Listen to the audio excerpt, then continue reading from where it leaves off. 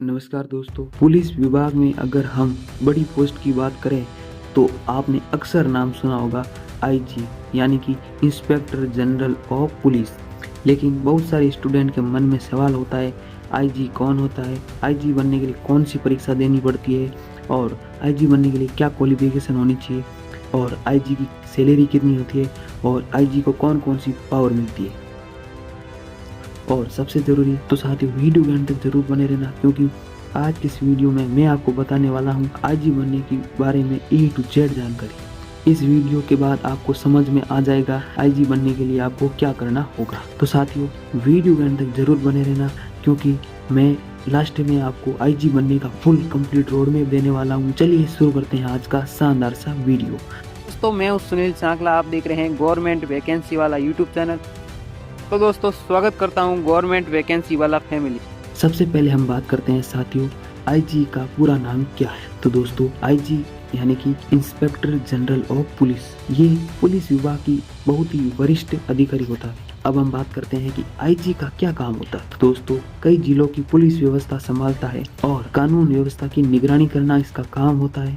बड़े अपराधों के मामलों का निर्णय लेना और पुलिस अधिकारियों को दिशा निर्देश देना। पूरे रेंज या जोन की पुलिस को कंट्रोल कर आईजी के अधीन कई डीआईजी और एसपी काम करते हैं। अब सबसे बड़ा सवाल, आईजी कैसे बनते हैं। तो दोस्तों, भारत में सीधे आईजी नहीं बन सकते। आईजी बनने के लिए पहले आपको आईपीएस ऑफिसर बनना पड़ता है। करियर प्रमोशन कुछ इस तरह का होता है, जैसे एएसपी बनते हैं, एएसपी के बाद आप एसपी बनते हैं, एसपी के बाद आप एसएसपी बनते हैं, एसएसपी के बाद आप डीआईजी बनते हैं, डीआईजी के बाद आप आईजी बनते हैं। यानी कि अनुभव और प्रमोशन के बाद ही आईजी बनना पॉसिबल है। फिर भी हम देख लेते हैं कि आईजी बनने के लिए क्या क्वालिफिकेशन होनी चाहिए।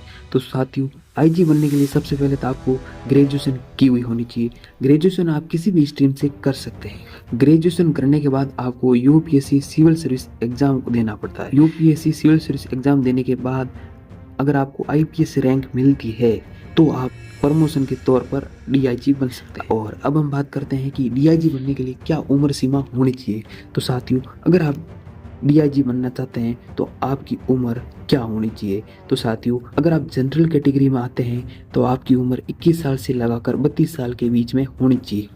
और अगर आप ओबीसी कैटेगरी में आते हैं तो आपकी उम्र 21 साल से लगाकर 35 साल के बीच में होनी चाहिए। और अगर आप एससी या एसटीसी कैटेगरी में आते हैं तो आपकी उम्र 21 साल से लगाकर 37 साल के बीच में होनी चाहिए। आईजी बनने के लिए सिलेक्शन का क्या प्रोसेस है। एग्जाम देने के बाद अगर आपको आईपीएस रैंक मिलती है तो आप प्रमोशन के तौर पर डीआईजी बन सकते हैं।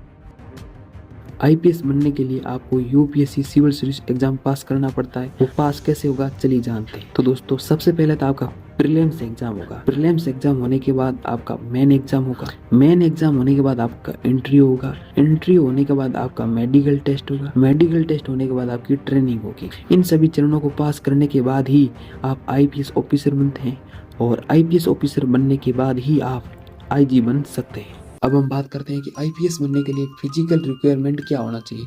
तो साथियों, अगर कोई मेल कैंडिडेट आईपीएस बनना चाहता है तो उसकी हाइट 165 सेमी होनी चाहिए। और अगर हम चेस्ट की बात करें, आपकी चेस्ट 84 सेमी होनी चाहिए। और अगर हम कोई फीमेल कैंडिडेट आईपीएस ऑफिसर बनना चाहती है तो उसकी हाइट 157 सेमी होनी चाहिए। और फीमेल में चेस्ट का फिजिकल टेस्ट नहीं होता है। और अब हम बात करते हैं कि आईजी की सैलरी कितनी होती है।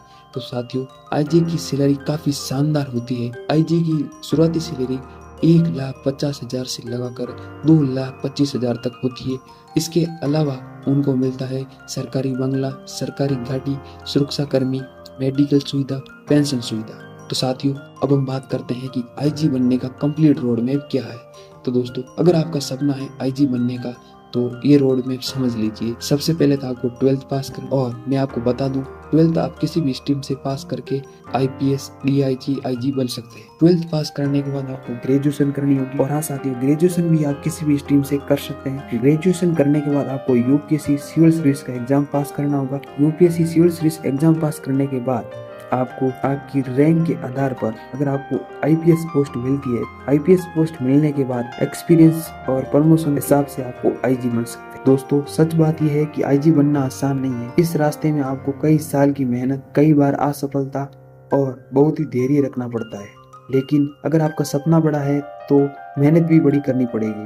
याद रखिए, सपने वो नहीं होते हैं जो हम सोते समय देखते हैं, सपने वो होते हैं जो हमें सोने नहीं देते। और एक छोटी सी शायरी आपको पेश करना चाहूंगा। मंजिल उन्हीं को मिलती है जिनके सपनों में जान होती है, पंखों से कुछ नहीं होता मेरे यार, हौसलों में उड़ान होती है। तो साथियों, आज की इस वीडियो में हमने बात की आईजी कैसे बने। आई होप ये वीडियो आपको इन्फॉर्मेटिव लगा होगा। अगर ये वीडियो आपको इन्फॉर्मेटिव लगा है तो वीडियो को लाइक करें, और हाँ साथ ऐसे ही करियर गाइड के लिए गवर्नमेंट वैकेंसी वालों को सब्सक्राइब जरूर करें। तो साथियों, मिलते हैं किसी शानदार सी वीडियो के साथ। तब तक खम्मा गणिसा, जय जय राजस्थान, जय हिंद, भारत माता की जय, and best of luck. Thank you so much.